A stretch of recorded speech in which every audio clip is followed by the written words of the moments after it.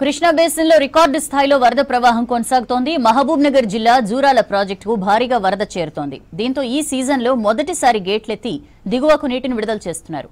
Jurala inflow 70,000 క్యూసెక్కులు కాగా 5 గేట్లు ఎత్తి నీటిని విడుదల చేస్తున్నారు అధికారులు. దీంతో జూరాల వద్ద జల సందడి మొదలైంది. మరింత సమాచారం బాలకృష్ణ అందిస్తారు.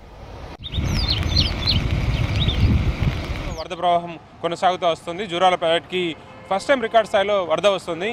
ఇవాళ 70,000 క్యూసెక్ల ఇన్ఫ్లో వస్తుంది.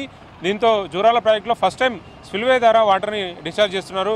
ఇవాళ 5 గేట్లను ఎత్తి వాటర్ని డిశ్చార్జ్ చేస్తున్నారు. దాదాపు 50,000 క్యూసెక్ల పైగా ఇన్ఫ్లో కొనసాగుతూ వస్తుంది. జూరాల్లో కుడి ఎడమ ప్రధాన కాలువల ద్వారా వాటర్ని రిలీజ్ చేస్తున్నారు. భీమా లింక్ కెనాల్తో పాటు కోయిల్సాగర్ నెట్టెంపాడు ఈ లిఫ్ట్లకు కూడా వాటర్ని రిలీజ్ చేస్తున్నారు.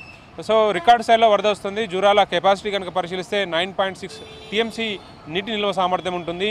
318 మీటర్ల ఎత్తు ఉంటుంది. సో వరద వస్తున్నటువంటి వరదను బేస్ చేసుకొని వాటర్ని డిశ్చార్జ్ చేస్తున్నారు.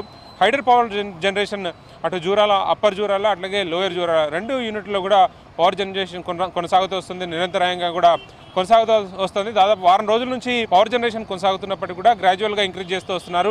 ఫ్లడ్ని బేస్ చేసుకొని ఈ పవర్ యూనిట్స్ని కూడా పెంచుతూ ఉన్నారు. ఇవాళ మ్యాక్సిమం ఉన్నటువంటి పూర్తి స్థాయిలో 6 యూనిట్లో కూడా పవర్ జనరేషన్ కొనసాగుతూ వస్తుంది. రికార్డు స్థాయిలో పవర్ జనరేషన్ అయితే స్టార్ట్ అయింది. ఈ సీజన్లో ఇవాళనే మొదటిసారి జూరాల నుంచి స్పిల్వే ద్వారా వాటర్ని డిశ్చార్జ్ చేస్తున్నారు.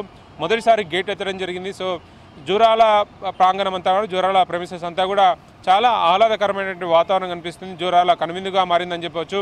కృష్ణమ్మ ఉప్పొంగుతున్నటువంటి ప్రవహిస్తున్నటువంటి దృశ్యాలు మాత్రం జూరాల వద్ద ఎంతో కనువిందు చేస్తున్నాయి. ఈ ఆహ్లాదకరమైనటువంటి వాతావరణాన్ని ఎంజాయ్ చేయడానికి స్థానిక ప్రజలంతా కూడా ఎంతో ఆసక్తిగా ఎదురు చూస్తున్నటువంటి తరుణం ఆసన్నం కావడంతో పెద్ద ఎత్తున జూరాలకు జనం అయితే తరలి వెళ్తున్నారు.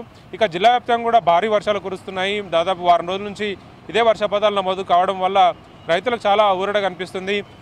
ముఖ్యంగా మామ్నార్ జిల్లాలో దాదాపు 600 మిల్లీమీటర్ల యాన్యువల్ రెయిన్ఫాల్ సాధారణ వర్షపాతం ఉంటుంది. సో చాలాసార్లు అంటే వర్షాలు తక్కువగా ఉన్న సమయంలో యాన్యువల్ రెయిన్ఫాల్ని కూడా రీచ్ కావడం చాలా కష్టంగా ఉంటుంది.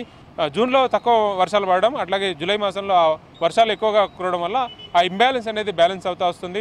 చాలా వరకు జూన్ నెలలో రైతులు వేసినటువంటి విత్తనాలన్నీ కూడా నేలలో పాడైపోయాయి. విత్తనం మొలకెత్తకపోవడం వల్ల రైతులంతా కూడా చాలా ఇబ్బందులు పడ్డారు. సో మళ్ళీ సెకండ్ టైం కూడా జూలై నెలలో విత్తనాలు చల్లుతున్నారు.